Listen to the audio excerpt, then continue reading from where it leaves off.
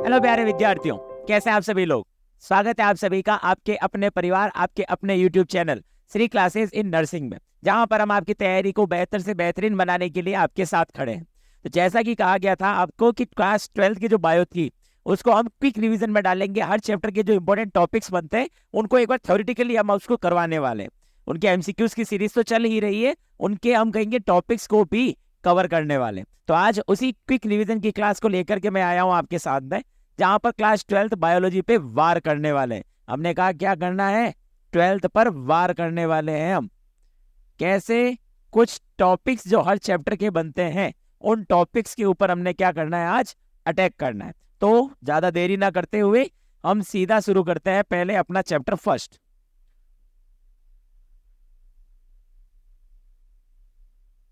हाँ बेटा, chapter first क्या था? पुष्पी पादपों में लैंगिक जनन। पुष्पी पादपों में लैंगिक जनन। Okay. Sexual reproduction in flowering plants. Sexual reproduction in flowering plants. चलिए, यहां से बेटा हमने कहा इंपॉर्टेंट क्वेश्चन क्या बनने के चांसेस रहते हैं, क्या टॉपिक रहता है इंपॉर्टेंट। तो एक यहां पर है आपके लघु बीजाणु तानी। क्या है? लघु बीजाणु तानी, माइक्रोस्पोरेंजियम।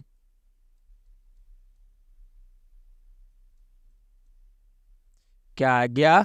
माइक्रोस्पोरेंजियम। तो बिना किसी देरी के हमने कहा माइक्रोस्पोरेंजियम की स्ट्रक्चर कैसी है।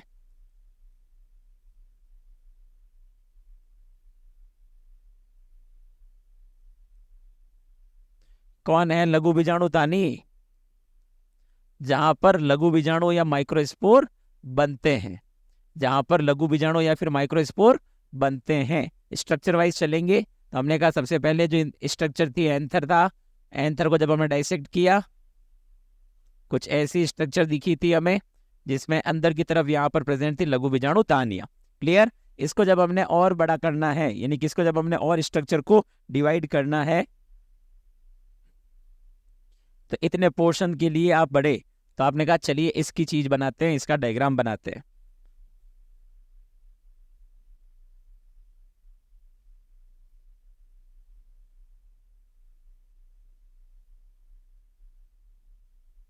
हाँ, तो हमने कहा ये डायग्राम जब बनाया तो अपने पास में कुछ लेयर्स आई।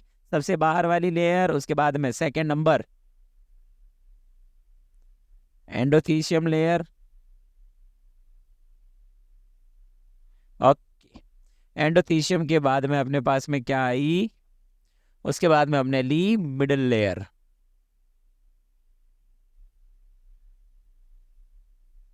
एंडोथीशियम के बाद में अपने पास में क्या बनी?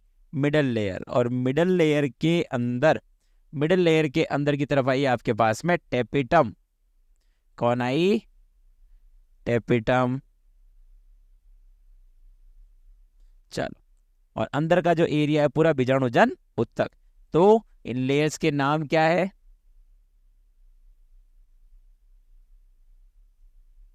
चलिए, सबसे पहले बाहरी लेयर क्या है? Epidermis number 1। फिर आता है आपके पास नंबर 2। नंबर 2 क्या है? एंडोथीसियम। नंबर 2 कौन है बेटा? एंडोथीसियम। याद रखना, इसकी जो सेल है, कोशिकाएं हैं, उनके ऊपर अल्फा सेल्यूलोज का जमाव है। किसका है? अल्फा सेल्यूलोज का जमाव है। क्लियर? चलिए, नेक्स्ट नेक्स्ट नेक्स्ट आती है आपके थर्ड नंबर पे। थर्ड नंबर पे कौन आता है बेटा? थर्ड नंबर पे आती है आपके पास में मिडिल लेयर, मध्य परत, मध्य स्तर। मध्य परत, याद रखना इसकी जो सेल्स है कैसी है? अल्पायु है, कम टाइम के लिए है, मैच्योर एंथर में से ये गायब हो जानी है। और सबसे लास्ट, सबसे अंदर, सबसे अंदर, सबसे भीतर, यहाँ कौन मिलेगी आपको? यहाँ मिलेगी नंबर 4, टेपिटम। कौन मिलेगी बेटा? टेपिटम। टेपिटम के मेन मेन फंक्शन याद रख लीजिएगा।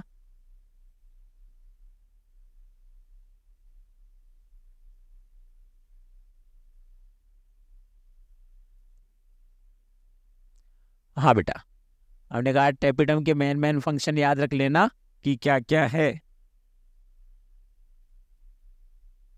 तो क्या क्या है टेपिटम के फंक्शन?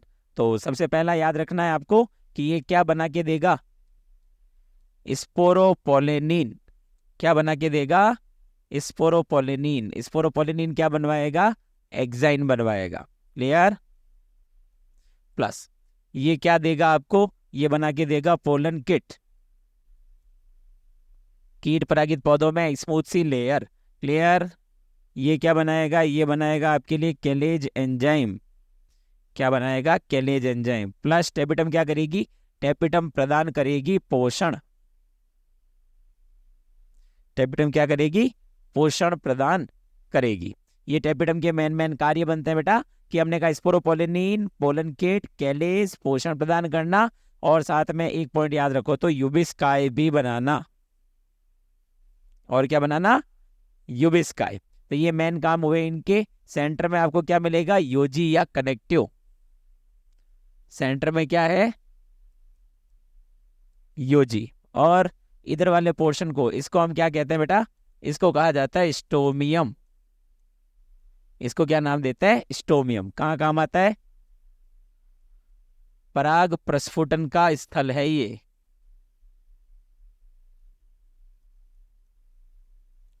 यहां से पराग प्रस्फुटन होता है। क्लियर? तो माइक्रोस्पोरेंजियम या लघु बीजाणु दानी के अंदर जो मेन नाम चारों बनते हैं, चारों नाम, और इसमें से भी इंपॉर्टेंट जो टेपिटम बनती है, जिसके फंक्शन के बारे में आपसे पूछा जाए, या कहेंगे कि जिसके फंक्शन आपको याद रखने की जरूरत है, स्पोरोपोलिनिन, पोलन किट, पोषण प्रदान करना, कैलेज एंजाइम बनाना, यूबिस्काई बनाना आदि, ये सारे किसके काम है बेटा? टेपिटम के। क्लियर? चलो, अब हमने कहा कि माइक्रोस्पोर की स्ट्रक्चर कैसी होती है। लघु बीजाणु की संरचना या लघु बीजाणु जनन, माइक्रोस्पोरोजेनेसिस।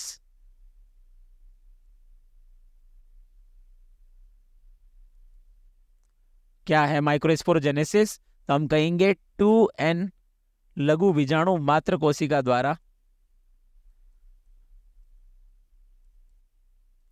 2n लघु बीजाणु मात्र कोशिका में किसके द्वारा? अर्धसूत्री विभाजन के द्वारा। किसके? अर्धसूत्री विभाजन के द्वारा हैप्लॉइड लघु बीजाणु निर्माण की क्रिया। लघु बीजाणु निर्माण बनते कैसे हैं? 4 एक साथ, तो क्या कहना है? चतुष्क। क्लियर? तो इस प्रोसेस को हम माइक्रोस्पोरोजेनेसिस या लघु बीजाणु जनन कहते हैं। चलिए, अब ये काम तो हुआ। हमने कहा यहाँ पर कुछ छोटे मोटे पॉइंट, अगर कुछ याद रखने लायक स्ट्रक्चर है या नहीं है। बिल्कुल याद रखने लायक है। तो परागकण की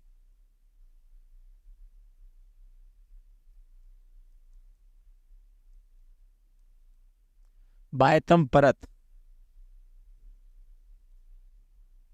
कौन सी होती है? एक्साइन। किसकी बनी होती है? स्पोरोपोलेनिन।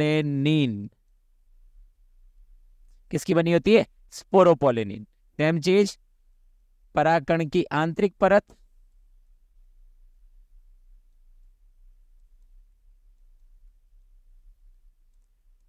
परागकण की आंतरिक परत, इंटरनल लेयर किसकी बनी होती है? ये बनी होती है आपके सेल्यूलोज। पहले कहते हैं क्या है इसे? इसे कहा जाता है इंटाइन। और ये इंटाइन किसकी बनी है? ये बनी है आपके सेल्यूलोज प्लस पेक्टीन की। किसकी बनी है बेटा? परागकण की जो इंटरनल लेयर है वो किसकी बनी है?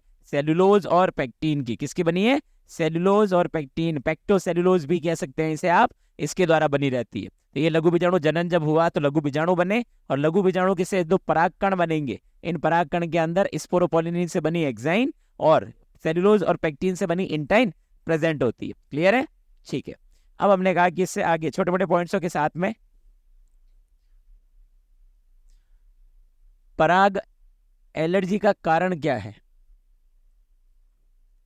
पराग एलर्जी कारण कारण तो है आपके एक तो स्पोरोपोलिनिन,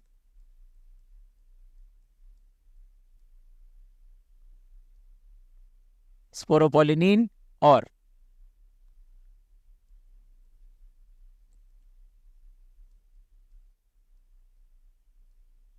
नर युग्मकोद्भिद द्वारा निर्मित प्रोटीन,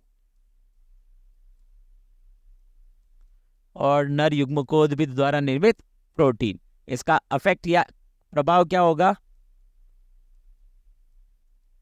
श्वसन संबंधी विकार।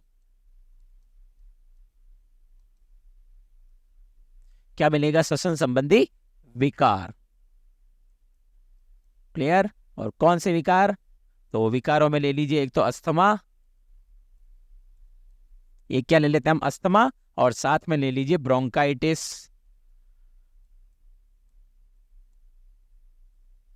और साथ में क्या जाएगा बेटा? ब्रोंकाइटिस। ठीक है, ये तो पराग एलर्जी से रिलेटेड हुआ। फिर पराग बैंक वाली क्रिया, क्या करना है यहां पर? पराग कणों को स्टोर करना है। किस प्रक्रिया से? शीत प्रक्षालन। किसके द्वारा? शीत प्रक्षालन द्वारा, जिसे हम क्या कहते हैं? Cryo preservation. क्रायो प्रिजर्वेशन क्या करना है इसमें? इसमें हमने कहा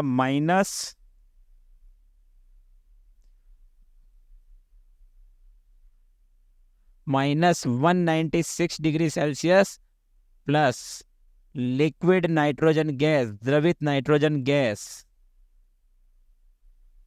इस पर आप किसी भी लिविंग स्ट्रक्चर को क्या करते हैं? स्टोर करके रखते हैं। क्या करते हैं? इस पर किसी भी लिविंग स्ट्रक्चर को स्टोर करके रखा जाता है। और क्योंकि स्पोरोपोलिनिन प्रेजेंट है, क्योंकि परागकण के पास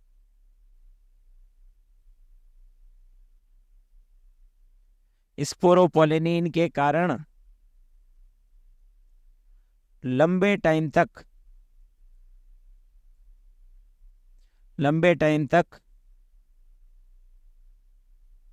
स्टोर किए जा सकते हैं।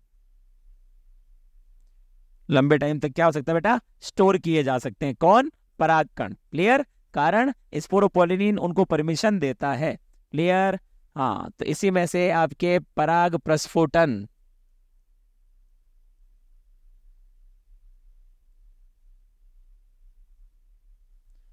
क्या आता है बेटा? पराग प्रस्फुटन या फिर एंथर डेhiscence।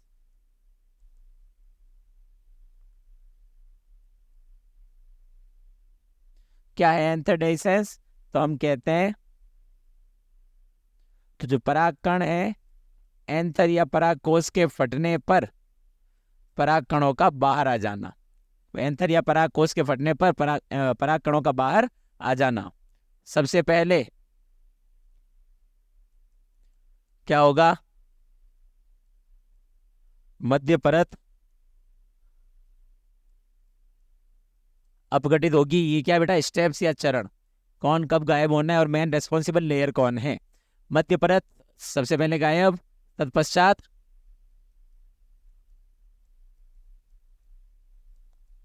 बाद में टेपिटम भी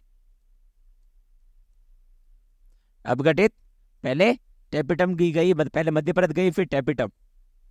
शेष कौन बची? शेष बचेगी आपके पास में एपिडर्मिस और एंडोथीशियम। एपिडर्मिस और एंडोथीशियम। क्लियर? तो एंडोथीशियम की कोशिकाओं में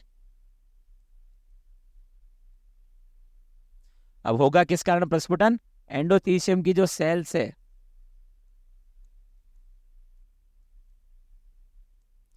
जल की कमी से तनाव या टेंशन बढ़ जाता है।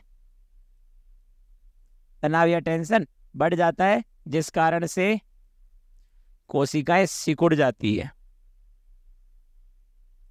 जिस कारण क्या होगा? कोशिकाएं सिकुड़ जाती है,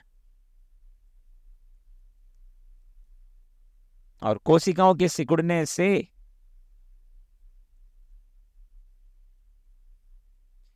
स्टोमियम क्षेत्र से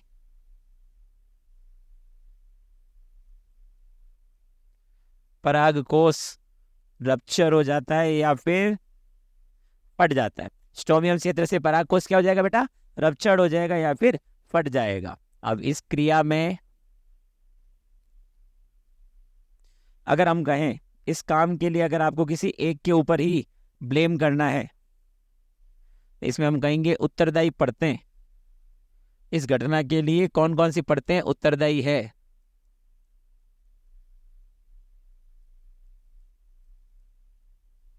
उत्तरदायी परतें कौन कौन सी है?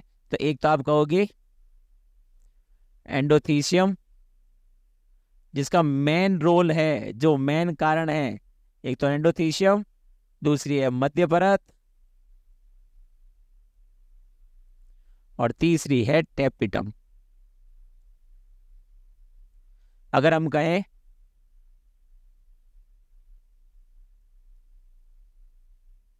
उत्तरदायी अकेली परत, किसी एक के ऊपर अगर इल्जाम लगाना है, तो वो कौन है आपके पास? एंडोथीशियम। अगर किसी एक के ऊपर ही आपको ब्लेम करना है तो किस पर करोगे? एंडोथीशियम पर। प्लस उत्तरदायी कोशिकाएं,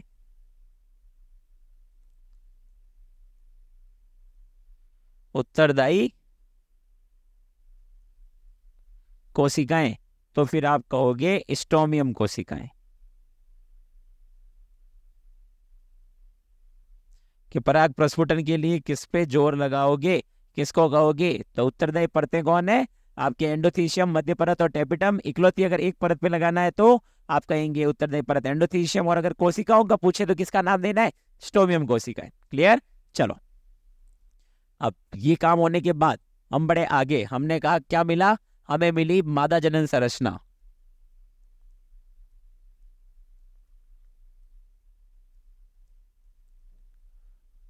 फीमेल रिप्रोडक्टिव स्ट्रक्चर। क्लियर? अब इसके अंदर हमने क्या क्या पढ़ना है बेटा? तो देखो, इसके अंदर सबसे पहले हम बात करते हैं कि जो गुरु बीजाणु है, गुरु बीजाणु तानी में आप बनवाएंगे गुरु बीजाणु। किसको कहते हैं गुरु बीजाणु? तो ये है, आप बात कर रहे हैं गुरु बीजाणु दानी यानी कि बीजांड, मतलब मेगा स्पोरेंजियम। किसकी बात कर रहे हैं? मेगा स्पोरेंजियम या फिर ओव्यूल। क्लियर? अब इसकी स्ट्रक्चर कैसी है तो याद रखेंगे, इसकी स्ट्रक्चर में हमने कुछ इस तरह की संरचनाएं बनाई है।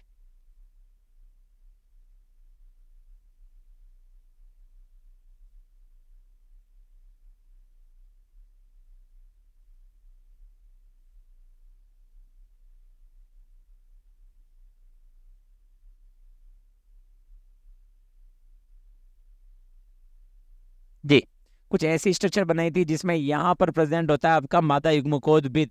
क्या प्रेजेंट होता है? मादा युग्मकोद्भिद। कैसा होता है? 7 कोशिकीय और 8 केंद्रकीय। क्या है? मादा भ्रूण कोष, एम्ब्रियो सैक। एम्ब्रियो सैक कैसा होता है? इसकी स्ट्रक्चर देखें अगर हम, इसमें ऊपर चनाजा या निबाग, नीचे बीजांड द्वार या माइक्रोपाइल।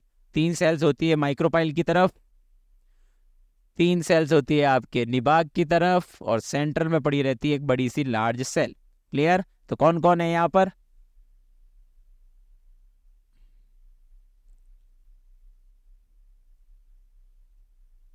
तो हमने कहा जो निबाग की तरफ वाली 3 सेल्स है वो क्या है? प्रतिव्यासांत या कहते हैं प्रतिमुखी कोशिका, यानी कि एंटी पोडल सेल। क्या कहेंगे? Antipodal cell. सेंटर वाली सेल सेंट्रल सेल, कायिक कोशिका, और इन तीनों को हम कहते हैं अंड समुच्चय या एग एपेरेटस। अंड समुच्चय या फिर एग एपेरेटस, जिनमें से हमने कहा ये पड़ा है आपके अंड कोशिका या फिर एग सेल। क्या है? अंड कोशिका या फिर एग सेल। क्लियर? तो ये तो है आपके फीमेल गेमेटोफाइट की स्ट्रक्चर या फिर भ्रूण कोश, जिसको हम कहते हैं मादा युग्मकोद भित्ति। इसकी संरचना रहेगी आपके बेटा, जिसमें 7 कोशिकाएं हैं और 8 केंद्रक है, प्लस यहाँ पर क्या पड़ा रहेगा? फिलीफॉर्म उपकरण। अगर इसके बारे में पूछ भी लिया जाए क्या फंक्शन है, तो कहना कौन है ये? फिलीफॉर्म उपकरण। क्या है ये फिलीफॉर्म उपकरण? तो फिलीफॉर्म उपकरण आप कहेंगे कि पराग नलिका को मार्ग दिखाता है। पराग नलिका को मार्ग देता है या मार्ग दिखाता है। कौन है? फिलीफॉर्म उपकरण। क्लियर है बेटा? चलिए ठीक है। अब जब ये भी स्ट्रक्चर हो गई तो हम उतरे कहां पर? परागण के पास। चलो परागण के भी टाइप्स देख लेते हैं, कौन से क्वेश्चन वहां से बन सकता है। परागण या फिर पॉलिनेशन। क्लियर? अब पॉलिनेशन के लिए हमने कहा सबसे पहले तो अगर एक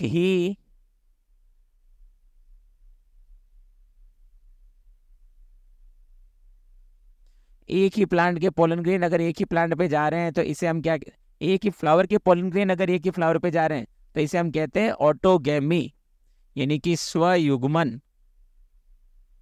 इसे क्या नाम देते हैं हम? ऑटोगेमी या फिर स्वयुग्मन। चलो अगर हमने कहा एक फ्लावर से दूसरे फ्लावर के पास जा रहे हैं, एक ही प्लांट के एक फ्लावर से दूसरे फ्लावर के पास जा रहे हैं, इसे हम कहते हैं गेटिनोगेमी।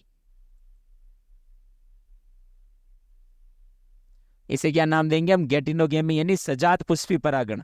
और अगर एक प्लांट के फ्लावर से दूसरे प्लांट पे जा रहे हैं तो इसको हम कहते हैं जीनोगेमी, यानी कि पर परागण। क्या नाम देंगे? पर परागण। पर परागण के लिए आपको एजेंट्स की जरूरत पड़ेगी, बिल्कुल पड़ेगी। एजेंट्स कौन कौन से हैं? परागण कारक,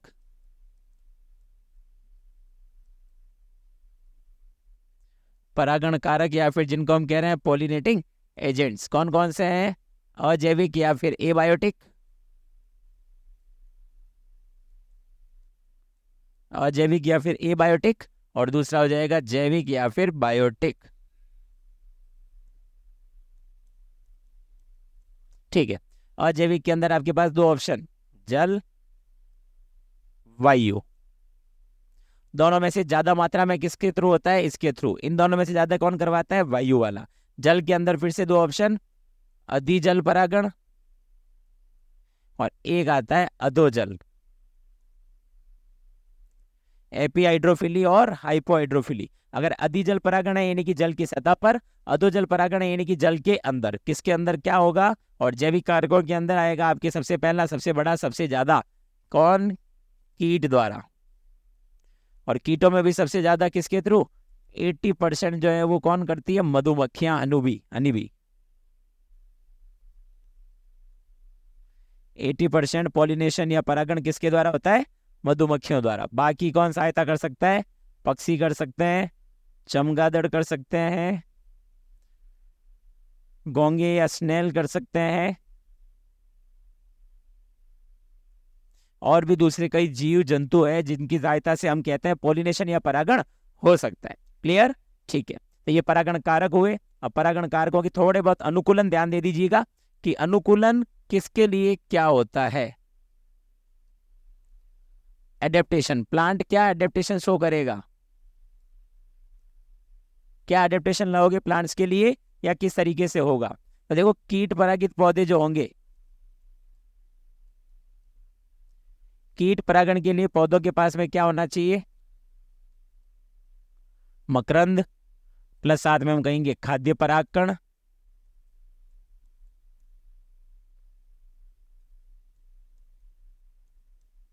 साथ ही साथ हमने कहा वहां पर कलरफुल या रंगीन दलपुंज,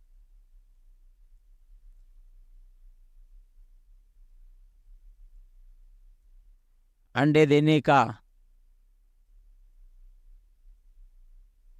सुरक्षित स्थल।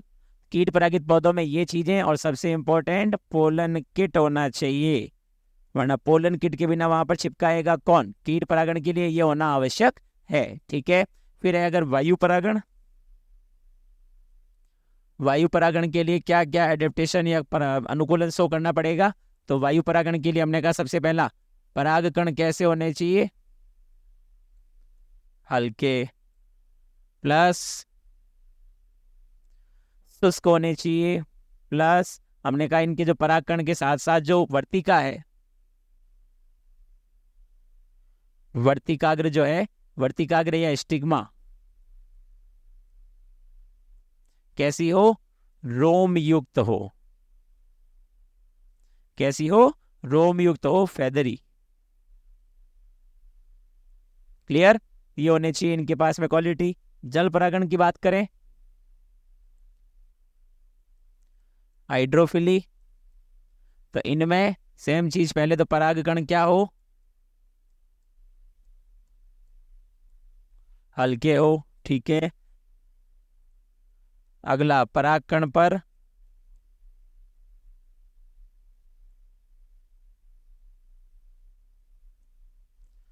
श्लेष्मा की परत होनी चाहिए ताकि वो उनसे बच सके जल में गलने से या दूसरी क्रियाओं से।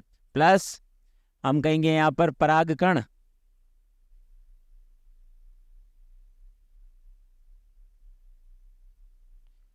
कैसे होने चाहिए? फीते नुमा। परागकण कैसे होने चाहिए? फीते नुमा। और एक पॉइंट जो दोनों में कॉमन है, इन दोनों के लिए कॉमन है,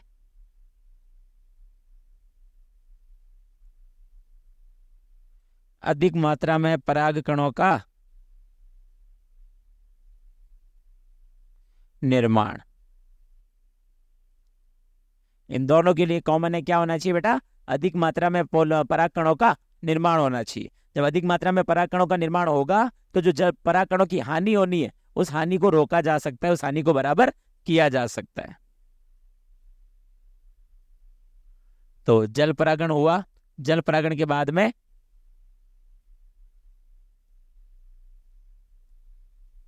ठीक है, अब जल परागण के बाद में हमने कहा अगर मान लीजिए पक्षियों द्वारा परागण हो रहा है, तो पक्षियों द्वारा परागण के लिए पुष्प कैसे होने चाहिए?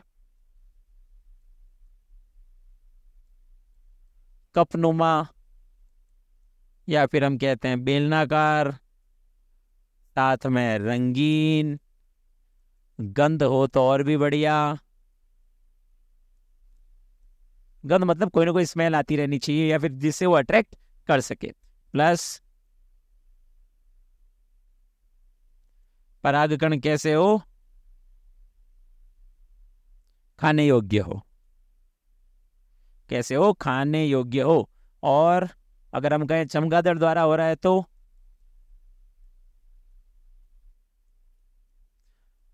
डल कलर होना चाहिए, गहरा दबा हुआ कलर। फ्लावर का कलर कैसा होना चाहिए? डल। और साथ में तीक्ष्ण गंध, तीक्ष्ण गंध होनी चाहिए। तब हमने कहा कि ये कुछ कॉमन ऐसे एडेप्टेशन है, या कहेंगे कुछ ऐसे चेंजेस है जो पौधों को देने पड़ेंगे, जो पौधों को करने पड़ेंगे। तब हम कहेंगे कि वो बार बार, या कहेंगे उनके द्वारा जो परागण करने का माध्यम है वो आसानी से उनके लिए संपन्न हो पाएगा। जो परागण करने का माध्यम है वो आसानी से संपन्न हो पाएगा। ठीक है, अब ये हो गया। तो अगला आता है आपके पास में प्रोसेस निषेचन, जिसे हम क्या कहते हैं? फर्टिलाइजेशन। तो फर्टिलाइजेशन कुछ स्टेप्स पे पूरा होता है। सबसे पहला, परागकण का वर्तिकाग्र तक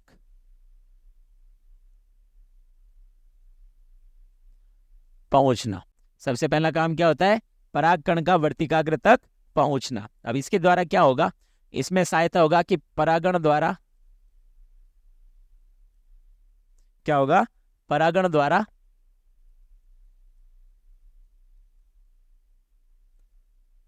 परागकणों का स्थानांतरण करवा देंगे। परागण द्वारा क्या कर देंगे? परागकणों का स्थानांतरण करवा दिया जाएगा। ठीक है, अब अगला काम क्या होगा, वर्तिकाग्र द्वारा स्टिग्मा के थ्रू, वर्तिकाग्र द्वारा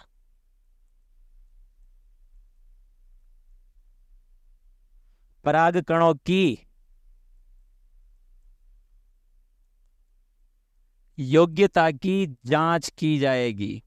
क्या करेंगे, योग्यता की जांच की जाती है। परागकणों की योग्यता की जांच की जाएगी कि परागकण सही है अथवा नहीं है। दूसरा, पराग नलिका का निर्माण,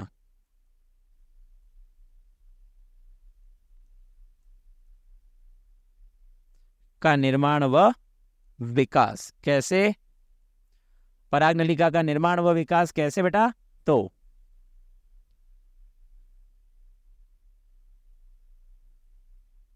अब इसमें हमने कहा रसायन अगर यानी कि केमिकल्स दोनों के मैच हो गए तो रसायन मिलान के पश्चात पराग नली निर्माण करवाया जाता है। क्या किया जाता है, पराग नली का निर्माण करवाया जाता है। अब एक पॉइंट ऐड करेंगे, पराग नलिका की लंबाई,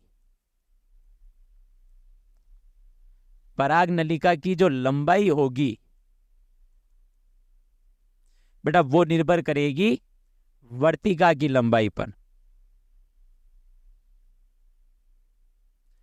पराग नलिका की लंबाई वर्तिका की लंबाई पर निर्भर करती है।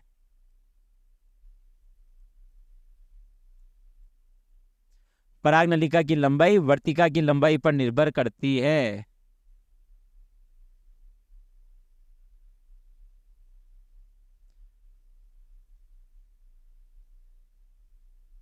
जी, तो याद रखिएगा पराग नलिका की जो लंबाई है वो किस पे निर्भर करेगी, वो निर्भर करेगी बेटा वर्तिका की लंबाई पर। किस पे निर्भर करेगी, वर्तिका की लंबाई पर। ठीक है, अब वर्तिका की लंबाई के थ्रू ये बी हो गया, तो अगला इवेंट क्या आता है, पराग नलिका का बीजांड में प्रवेश। पराग नलिका का कहां प्रवेश करवाना है, बीजांड में प्रवेश करवाना है। तो बीजांड में प्रवेश करवाने के 3 रास्ते या 3 मार्ग या 3 तरीके हो सकते हैं।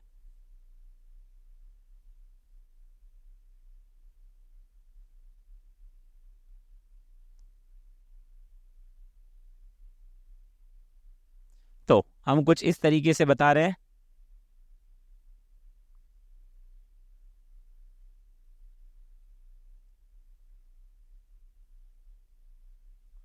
किसमें, बीजांड में। तो देखो पहला तरीका क्या कहता है, पहला तरीका कहता है कि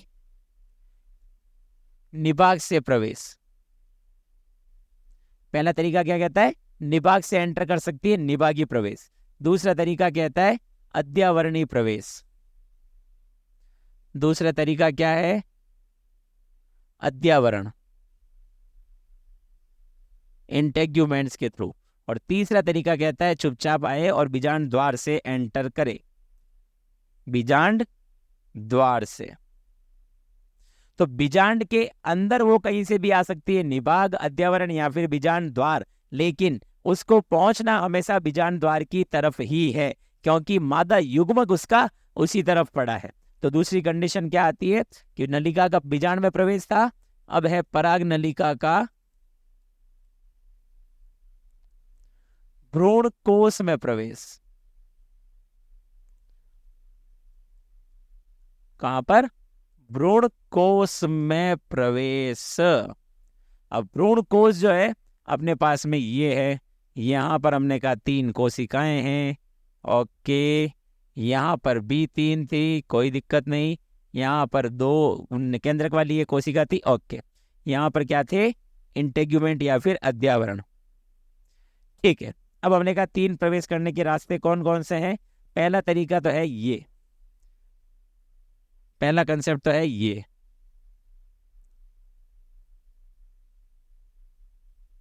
अब पहला कंसेप्ट क्या है बेटा,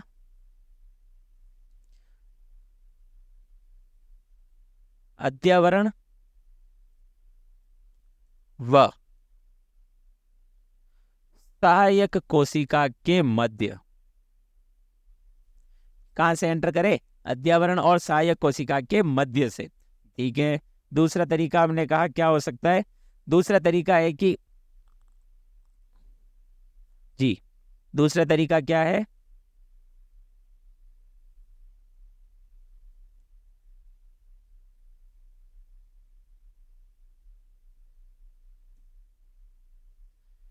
हाँ, तो दूसरा तरीका है सहायक कोशिका व अंड कोशिका के मध्य से प्रवेश। दो तरीके हुए। और तीसरा कंसेप्ट कहता है कि अगर सहायक कोशिका के मध्य भेदन से हो तो तीसरा तरीका सहायक कोशिका के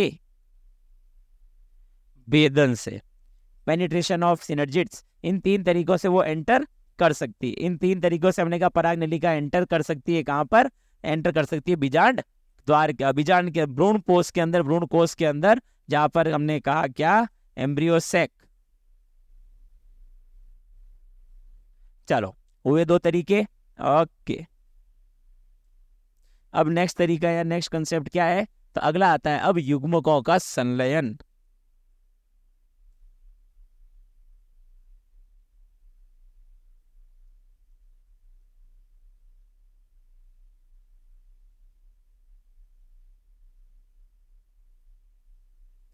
हो जा भाई। ठीक है, अब अगला तरीका क्या आता है? निषेचन या कहेंगे केंद्रक संलयन।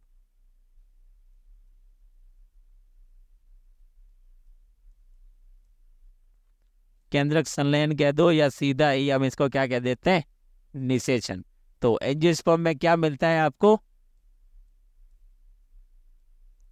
द्विनिषेचन मिलता है। एंजियोस्पर्म में क्या मिलेगा आपको? द्विनिषेचन मिलेगा। और द्विनिषेचन की खोज करने वाले वैज्ञानिक कौन थे आपके?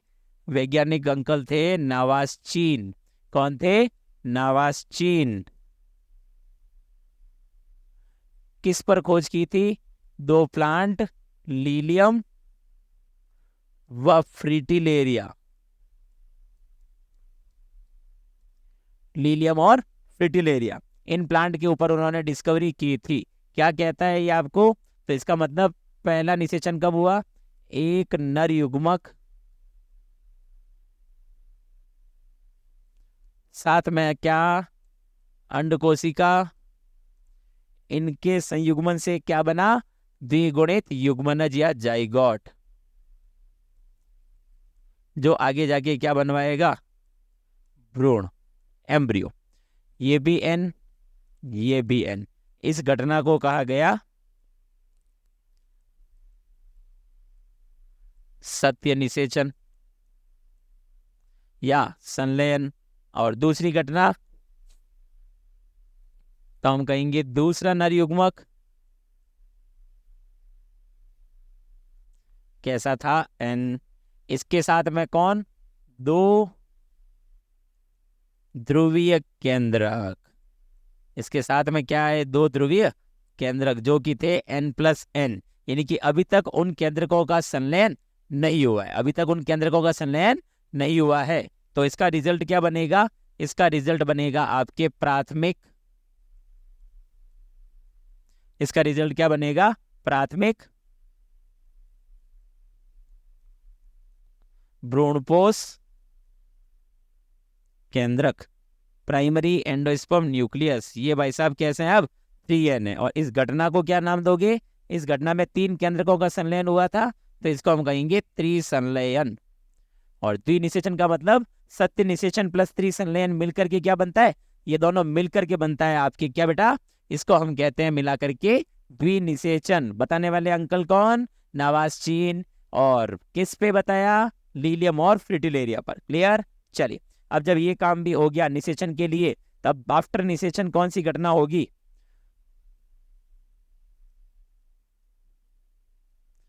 तो निषेचन पूर्व और साथ में ले लेते हैं निषेचन पश्च। मतलब निषेचन से पहले क्या हुआ और निषेचन के बाद क्या हुआ? पहले हमने कहा क्या था? अंडा से। बाद में क्या बन गया? फल। इधर हमने कहा क्या थी? अंडा से बित्ती। क्या थी? अंडा से बित्ती। यहां बन गई आपके फल बित्ती।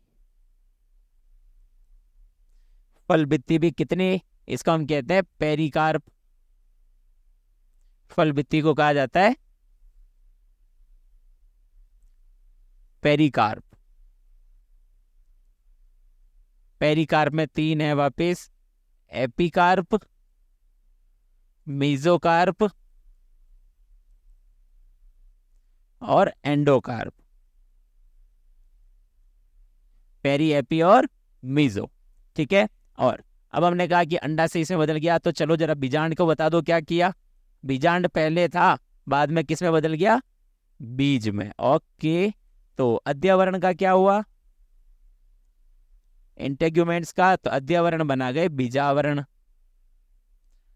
अध्यावरण ने क्या बना दिया? बीजावरण। दो थे, एक बाहरी और एक आंतरिक। तो बाहरी अध्यावरण जो था उसने बना दी टेस्टा, और जो आंतरिक थी उसने बना दी टैगमन। तो दो बीजावरण बना दिए गए, किससे? एक तो टेस्टा और एक टैगमन।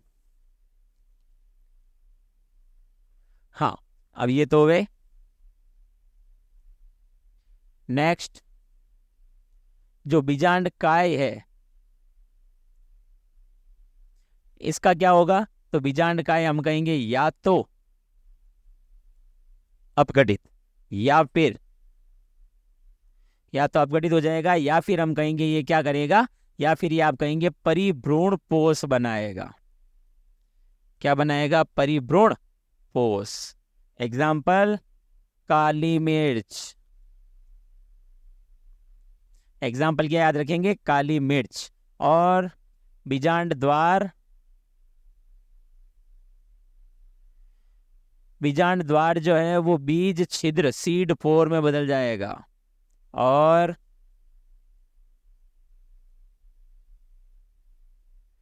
प्रतिध्रुवी कोशिका, सहायक कोशिका,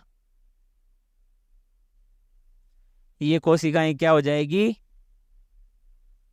अपघटित हो जाएगी। ये कोशिकाएं क्या हो जाएगी बेटा? अपघटित हो जाएगी। बाकी जो निषेचन से पहले थे, निषेचन के बाद में इन चीजों में कन्वर्जन हो जाता है। इन सब में कन्वर्जन होने के बाद, और साथ ही साथ एक पॉइंट और,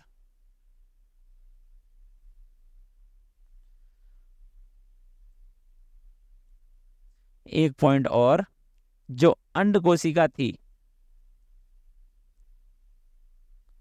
अंड कोशिका किस में बदल गई? युग्मनज में।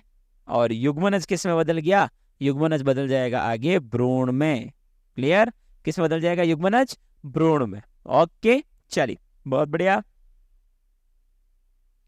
युग्मनज बदल गया भ्रूण में। अब आगे, जब भ्रूण भी बन गया तो भ्रूणपोष की बात करते हैं।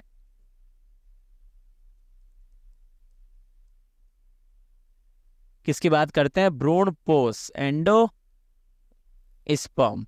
नाम से क्लियर है, भ्रूण को पोषण देने वाला। भ्रूण को पोषण देने वाला कितने टाइप का होता है? तीन प्रकार का। केंद्रकीय भ्रूणपोष,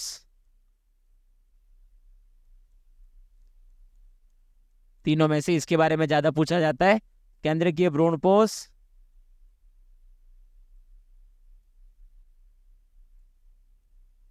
नारियल पानी। जी, दूसरा आता है कोशिकीय भ्रूणपोष,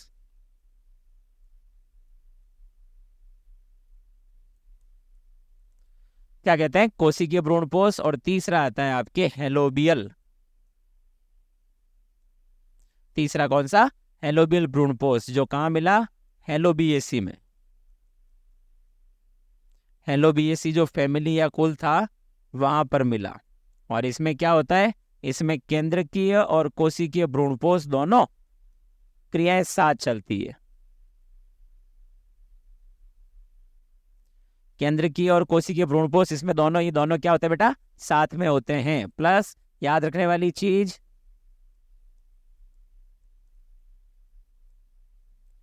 एंजियोस्पर्म में भ्रूणपोष का निर्माण भ्रूण से पहले होता है। भ्रूण से पहले होता है।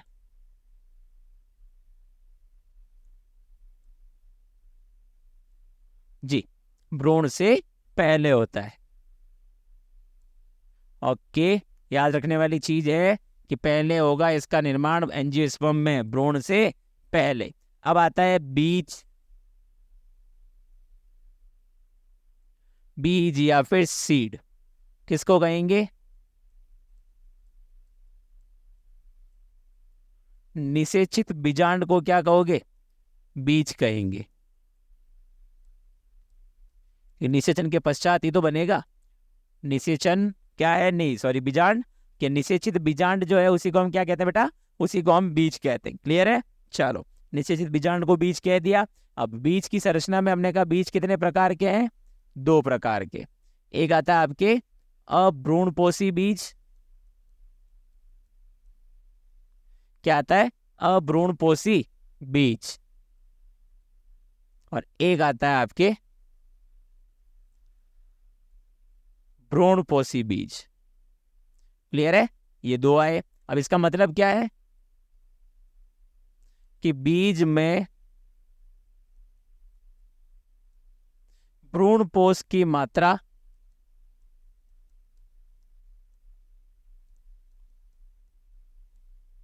अनुपस्थित, मतलब बीज में भ्रूणपोष नहीं मिलेगा। जबकि भ्रूणपोषी बीज कहेंगे तो बीज में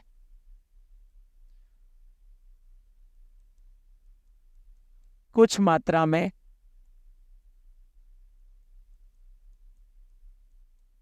भ्रूणपोष शेष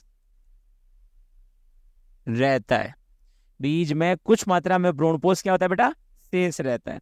कुछ मात्रा में भ्रूणपोष शेष रहता है। तो ये 2 तरह के होते हैं। इनको हम नॉन एल्ब्यूमिनस कहते हैं। इनको हम क्या कहते हैं? नॉन एल्ब्यूमिनस बीज। और इनको क्या कहेंगे? एल्ब्यूमिनस बीज। नॉन एल्ब्यूमिनस और एल्ब्यूमिनस बीज। चलिए, 2 तरह के थे। और फल क्या है?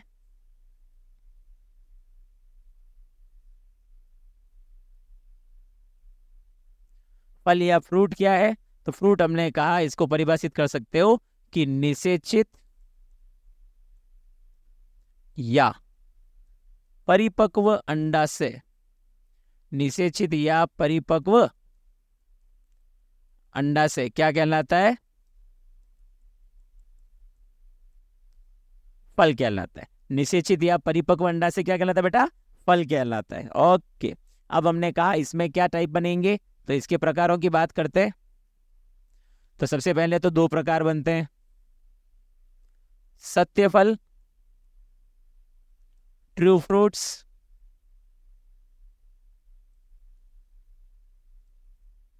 सत्य फल और दूसरा आता है असत्य फल। सत्य फल और असत्य फल। क्लियर? चलिए, अब सत्य फल क्या है? हमने कहा अंडाशय से बनता है फल, तो सिर्फ अंडाशय से बने।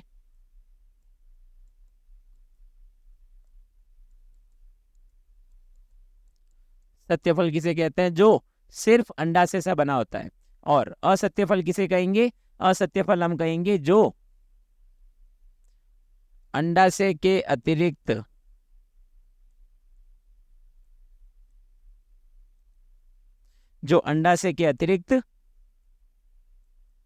अन्य भागों से भी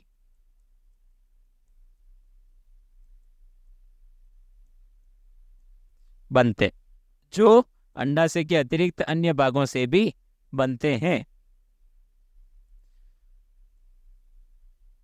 और इसी कड़ी में एक नाम आता है अनिषेक फल।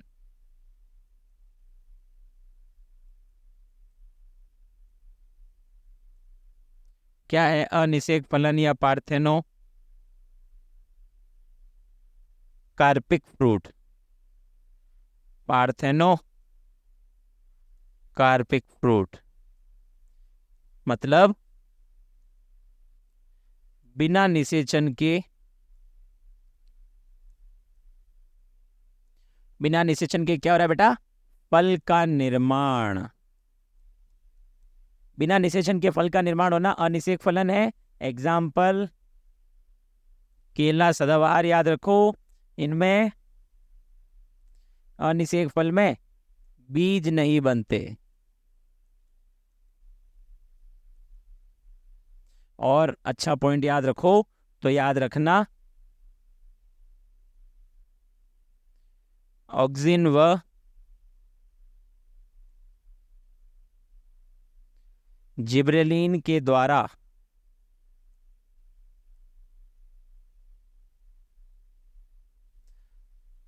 अनिषेक जनन को प्रेरित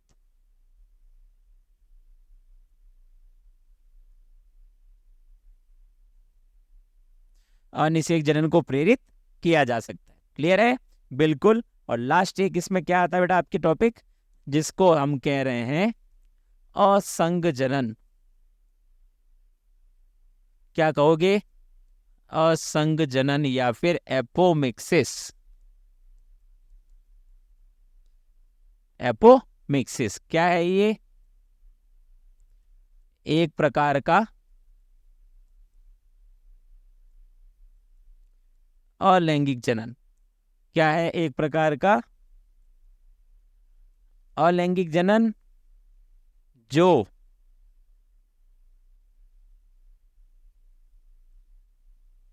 लैंगिक जनन की नकल करता है। क्या करता है? लैंगिक जनन की नकल करता है। क्या मतलब है इसका? हम कहेंगे यहां असंग जनन मतलब बिना निषेचन के,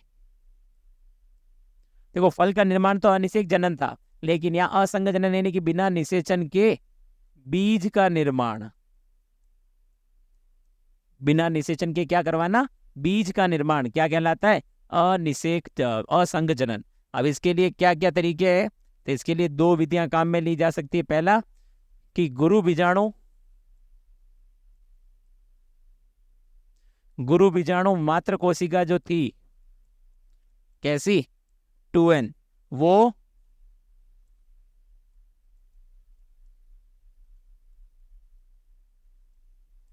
बिना अर्धसूत्री विभाजन के, वो क्या कर ले? बिना अर्धसूत्री विभाजन के ही आगे फल व बीज का निर्माण करवा दे। क्या करवा दे? बिना फल और बीज के, बिना निषेचन के फल और बीज का निर्माण। और दूसरा तरीका है आपके पास में बीजांड काय या अध्यवरण की जो कोशिकाएं हैं, बीजांड काय या अध्यवरण की कोशिकाएं कैसी होती है? ये भी 2n। इनके द्वारा क्या हो जाए? फल व बीज का निर्माण हो जाए। तो ऐसी क्रिया को हम क्या कह रहे हैं? असंग जनन। और इस क्रिया से बनने वाले बीज क्या कहलाएंगे? असंग जननी बीज या फिर एपोमिक्टिक सीड। क्या कहेंगे इन्हें? Apomictic seed. क्लियर है? ओके, चलिए। तो यहां तक में अपना ये जो पहला चैप्टर है, ये पहले चैप्टर के जो जो क्वेश्चंस या जो जो टॉपिक्स थे बेटा, इनके ऊपर थोड़ा अच्छे से फोकस कर लेना। और मेन जो भी स्ट्रक्चर्स में एग्जाम्पल्स बनते हैं, उन एग्जाम्पल्स के ऊपर बहुत अच्छे से ध्यान देना। जो हमने कहा ये फल वगैरह है, इनके एग्जाम्पल्स, टाइप्स, ये आपके क्या बनते हैं बेटा? Very very important. क्या बनते हैं? ये बहुत ज्यादा वाले इंपॉर्टेंट। एपिटम में से हमने कहा ये थोड़ा अच्छे से याद रख लीजिएगा। एपिटम को बहुत बढ़िया तरीके से याद रखना है। फिर पराग बैंक वाली और ये प्रोसेस है, तो इसको भी याद रख लेना कि कितने डिग्री पर और किस गैस के साथ रखा जाता है। जी, परागण के बारे में बात करते हैं तो इसके अंदर इसके एजेंट्स, एक तो ये इंपॉर्टेंट बनते हैं आपके, प्लस इनके लिए हमने कहा जो अनुकूलन है, ये अनुकूलन आपको क्वेश्चन में लैंग्वेज के साथ दिया जा सकता है। कोई भी अनुकूलन देकर के आपको टाइप ऑफ पॉलिनेशन पूछा जा सकता है, टाइप ऑफ पॉलिनेशन पूछा जा सकता है। इनके अनुकूलन याद रखने हैं आपको बहुत बढ़िया तरीके से। इस चीज से भी क्वेश्चन आ सकता है आपसे कि एग्जैक्ट हम पूछते हैं एंट्री कौन से थ्रू हुई थी। एंट्री का क्वेश्चन पूछा जा सकता है कि पराग नलिका जो है वो बीजांड में कैसे प्रवेश कर रही है और भ्रूण कोश में कैसे प्रवेश कर रही है, तो एंट्री का क्वेश्चन भी बन सकता है। जी, टाइप ऑफ भ्रूणपोष यानी कि प्रकार, यहां पर आपके इंपॉर्टेंट बनता है, यहां से भी क्वेश्चन आने के चांसेस रहते हैं। प्लस यहां पर भी आपको क्या ध्यान देना है, एग्जाम्पल्स, क्या देना है, एग्जाम्पल्स। और अनिषेक जनन बहुत सा इंपॉर्टेंट, बहुत बार बन जाता है, ये भी पूछा जा सकता है असंग जनन के लिए, सॉरी अनिषेक फलन के लिए कि टाइप पूछा जाए या फिर कैसे ये प्रेरित किया जा सकता है। क्लियर? तो ये पहला क्वेश्चन, पहला चैप्टर जो था आपका यहाँ पर हो जाता है कंप्लीट।